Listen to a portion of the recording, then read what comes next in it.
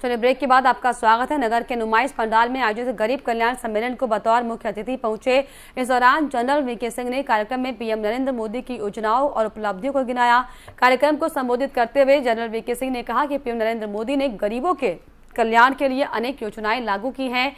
जन धन योजना से गरीबों का सम्मान बढ़ाया है। वहीं उज्ज्वला योजना के माध्यम से गैस के कनेक्शन दिए गए हैं। उन्होंने कहा कि 2014 से देश में बदलाव आया है। गरीबों के उत्थान की योजनाएं बनी हैं। बड़ी तेजी से विकास काम किया जा रहा है।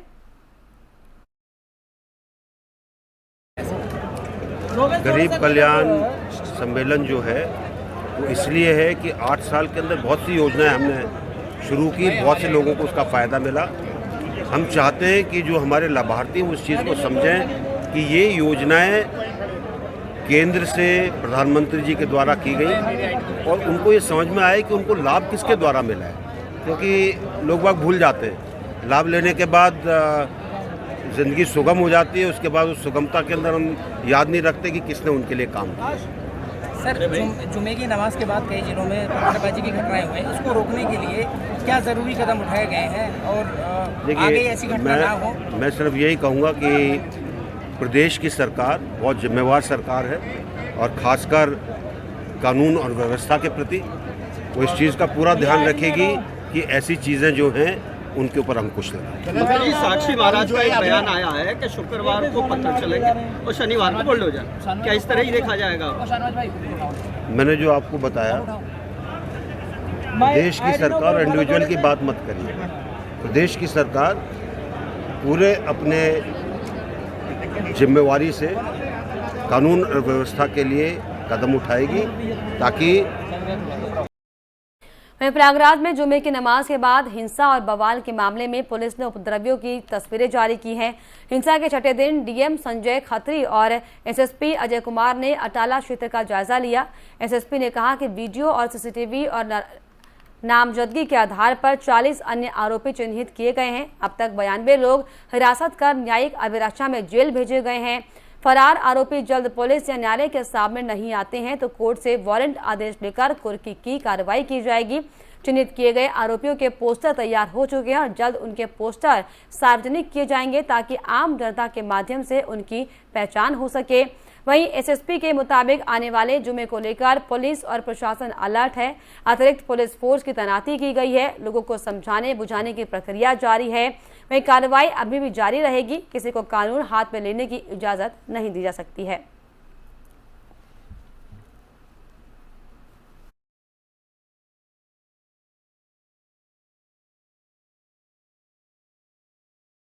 भारत के निर्यात में हर महीने अच्छा उछाल देखने को मिल रहा है। भारत का व्यापारिक निर्यात मई 2022 में 20.55% बढ़कर 38.94 अरब डॉलर पर पहुंच गया है, जबकि व्यापार घाटा बढ़कर रिकॉर्ड 24.29 अरब डॉलर के आंकड़े पर पहुंच चुका है। बुधवार को जारी सरकारी आंकड़ों से ये जानकारी मिली है। वहीं मई 2022 के दौरान आयात 62.83% बढ़कर 63.22 अरब डॉलर पर पहुंच गया है। वहीं मई 2021 में व्यापार घाटा 6.53 अरब डॉलर रहा था। चालू वित्त वर्ष 2022-23 के अप्रैल मई माह के दौरान संचयी निर्यात लगभग 25% बढ़कर 78.72 अरब अमेरिकी डॉलर पर पहुंच गया।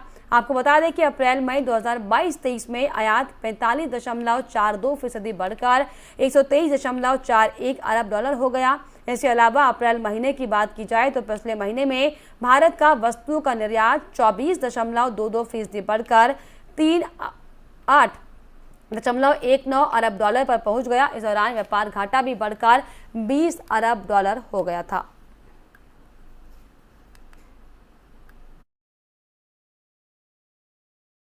तो कोरोना के बाद पटरी पर अर्थव्यवस्था आई है। 2021-22 में भारत ने 418 अरब डॉलर का निर्यात किया। भारत का उत्पाद निर्यात 30.7% पहुंचा। वस्तु और सेवा क्षेत्र को मिलाकर 67.79 अरब डॉलर का निर्यात किया गया है। व्यापार घाटा बढ़कर आपको बताएं कि 24.229 अरब डॉलर पहुंचा है। वहीं मई 2021 में व्यापार घाटा दरअसल 6.53 अरब डॉलर था। अप्रैल मई आयात 45.42% बढ़कर 123.41 अरब डॉलर पर पहुंचा। वहीं मई में निर्यात 20.55% बढ़कर 38.94 अरब डॉलर हुआ। व्यापार घाटा बढ़कर आपको बताएं कि 24.29 अरब डॉलर हुआ है।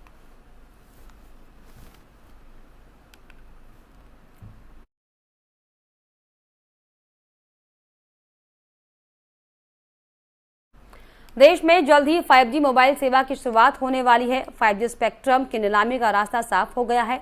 प्रधानमंत्री नरेंद्र मोदी की अध्यक्षता में मंगलवार को हुई कैबिनेट बैठक में अगले 20 वर्षों के लिए 5G स्पेक्ट्रम की नीलामी को मंजूरी मिल गई है।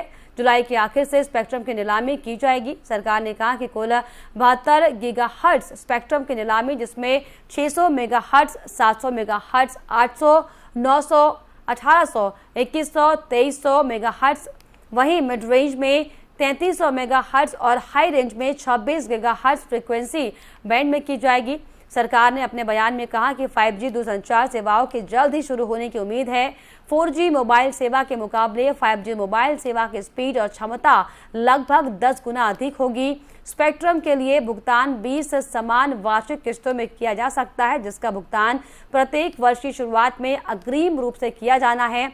इससे नकदी प्रवाह की आवश्यकताओं में काफी कमी आने और इस क्षेत्र में व्यवसाय करने की लागत कम होने की उम्मीद है। वहीं स्पेक्ट्रम हासिल करने वाली कंपनी को भविष्य की देनदारियों के बिना 10 सालों के बाद स्पेक्ट्रम को सरेंडर करने का भी विकल्प दिया जाएगा।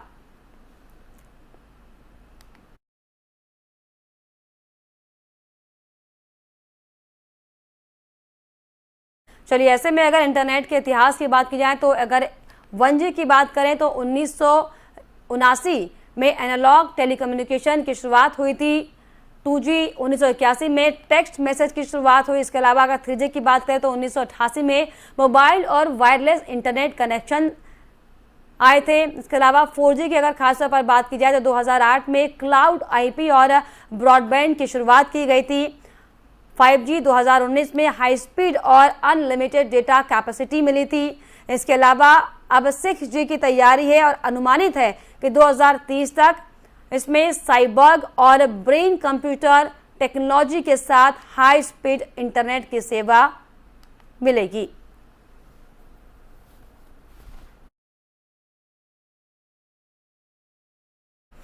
और इसी के साथ इस बुलेटिन में फिलहाल इतना ही। देश और दुनिया की तमाम खबरों के लिए आप देखते रहिए FM न्यूज़। नमस्कार।